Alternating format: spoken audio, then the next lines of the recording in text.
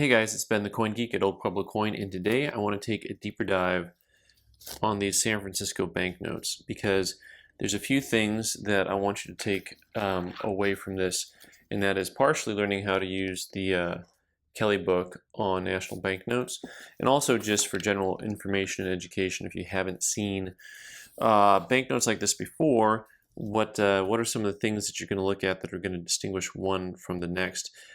So first of all, of course, we have the different denominations here. We got a 10, some 20s, and a couple hundreds.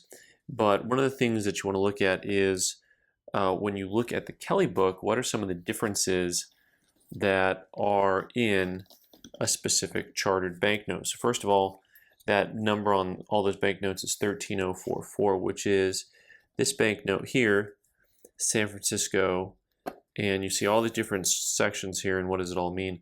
First of all, this is one of the most common banknotes out there in general terms, and you can tell that this is the total number of monies, that's right, the total amount issued, over $123 million issued. This number is huge compared to a lot of other banks where, I mean, here's another big bank of 4 million, here's a bank 860,000, 52,000, so they're all over the place. But there was 38 million still out in circulation in 1935, over $147,000 in 1935 of the large size notes. So breakdown here, so you have different time periods, 1902, then you see they've got denominations. These were the sheets they were printed, 4 notes of 5, 4 notes of 10, 3 notes of 10 with 120 at the end, 3 notes of 50 with 100 at the end. And then you get to 1929, you get the small size changeover, type 1, second title, and this is one of the things I want to focus on. And then 1929, small size again, also type 1. And then you get to these type 2s. And so, but the second title thing, so this is something that's really easy to miss if you're just glancing at these banknotes. If you just went through all of them, you see the big number 13044. San Francisco, California, 13044, San Francisco, California. We got some more of these same notes here. Then we got a couple of hundreds here. So, at first blush, these things all kind of look the same.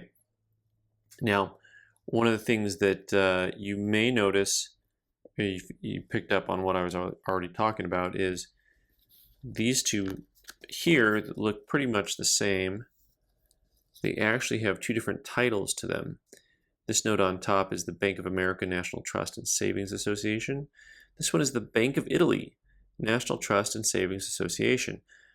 So you had a name change in the middle of it. Sometimes the name change is really small, so they'll just go from National Trust to National Bank. They'll just drop a word or two.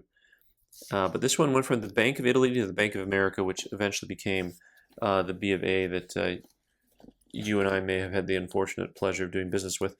So it tells you here on the title, Bank of Italy, National Trust, everything's abbreviated, and Savings Association, San Francisco, chartered 1927. Then right here, second title, Bank of America, National Trust and Savings. Started in 1930, end of 1930, 11/1/30, 3/1/27. So it tells you when the bank was chartered.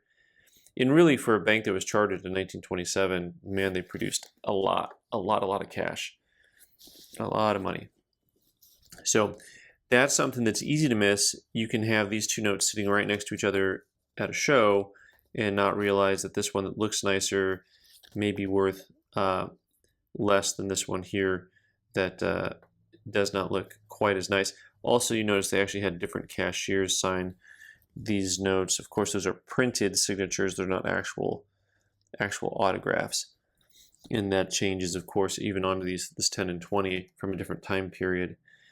Because actually, you went far further into the future here because you go from the Bank of Italy and the Bank of San Francisco, and then you went from the type 1 to the type 2. And the type 1s have the charter number on it one time, and the type 2s have the charter number on it twice. So that is something to look for. And also, as you use the Kelly book as a guidebook, just remember it is a guidebook.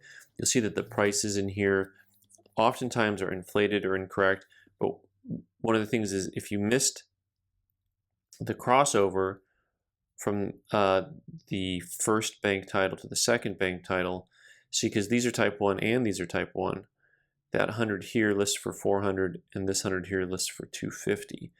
And so if you miss that, you'll see also, now here's something interesting, the type 200 actually lists for even more.